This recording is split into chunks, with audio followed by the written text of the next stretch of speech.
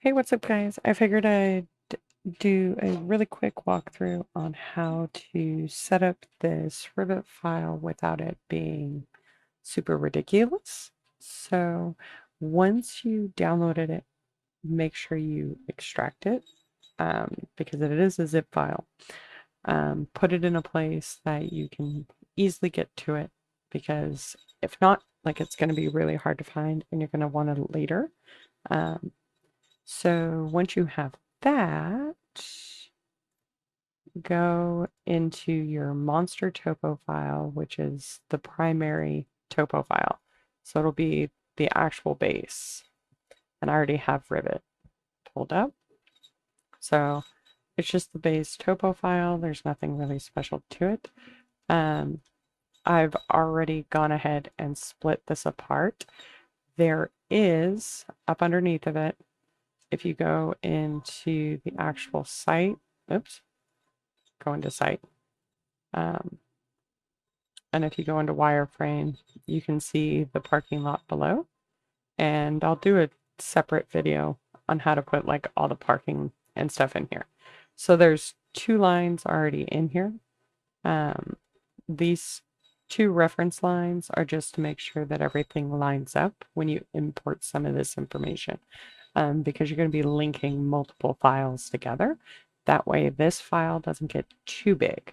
Because if you were to have all of this topo plus your actual building plus the context buildings themselves, you're going to have too much information in one go. So there's two different Rhino files within this. The one that you actually want is going to be this site context only. This one I left in here for reference. That way you can get back to it because it does have the theater on it, but you do not want to load this one into your Revit. So you do need the add-in Rhino.inside. So it just allows Rhino to actually function a little bit with inside Revit. Go ahead and hit this little button up at the top that hits start. It'll go ahead and start up Rhino. You'll see all the little pieces come up. So I'm actually going to go into 3D because that's how I like to load it in. So if I zoom into this, once you go to inside Rhino, there's this little drop down where it says rhinoceros. Again, it's right here. You just have to hover over it and you got to go import 3DM, go to browse, find your file, which is the site context only. Go to open, make sure all of this is set, origin to origin, blah, blah, blah, blah, blah, and hit import. I've already imported it once. So yes, I'm going to override and then just wait.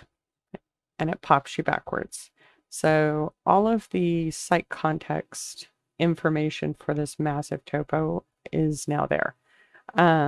I did not do the actual like highways and some of the major roads that run along all of this.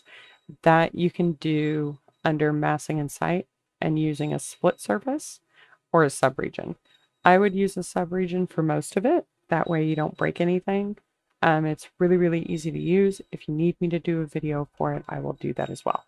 So now that you have that part loaded, you need the actual theater, which I've already pre-done. It's already ready to go. The theater itself, I've now fixed the files, so it's actually aligned where all you need to do is follow these next few steps and away you can go. So the next piece we're going to do is actually go up to insert and then go to link Revit. Should be far left next to modify.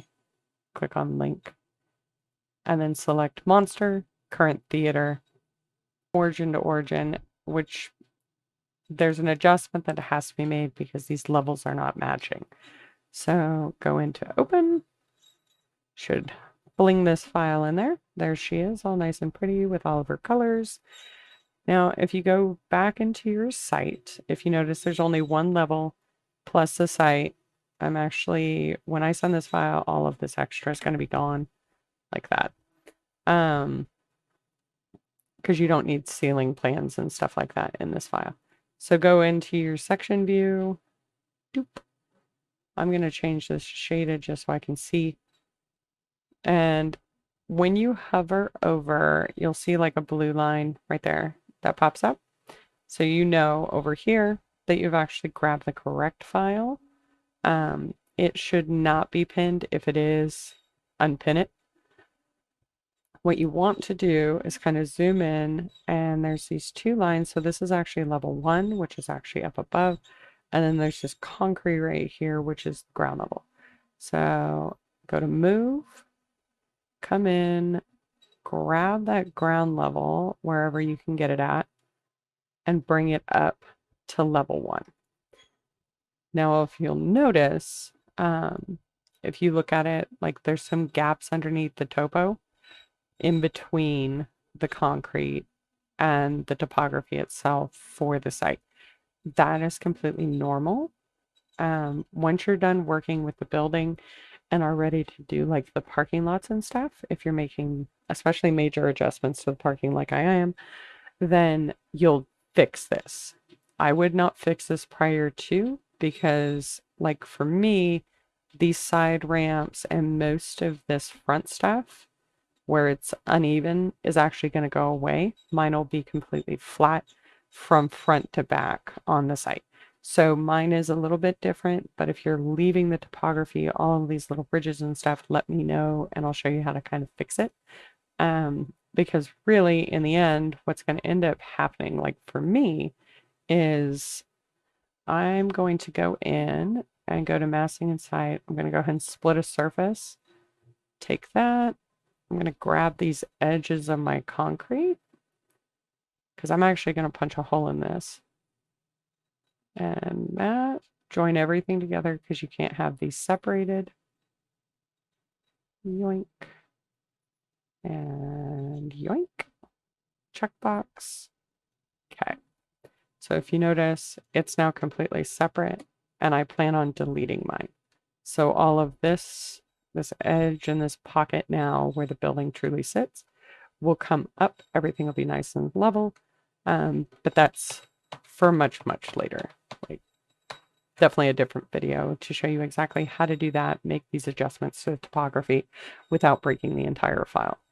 Like I said, if you don't know how to use the subregion in order to do roads, because you're going to need to import and you're going to need to do some extra steps, that will be something completely different. And I will save this file. It probably won't link correctly. So if I go into save as project, I'm going to just go monster dash full file. So the monster full file is actually my walkthrough. It may not save all of these links and things once it's off of my computer. But there is a way within Revit, if you want to try this one instead, you can just go into insert, go to manage links, and this link right here is like the main one. Just go to reload from, and then it may reload in just fine. And the other thing you want to do is select the building, type in VV, brings up this, then go all the way over to the right, go to Revit links, click on the by host view and go to linked view, and you want the 3D view, hit apply, hit OK, and hit OK. And there you go. So this file is more designed for endgame, doing renderings or making really super accurate renderings at the very, very end. Especially if you're doing lots on the site, like it might be really valuable to do. So that's kind of it. If you want any other walkthroughs on how I kind of did some of this, or you want it more detailed, send me a message and let me know. Okay, bye guys.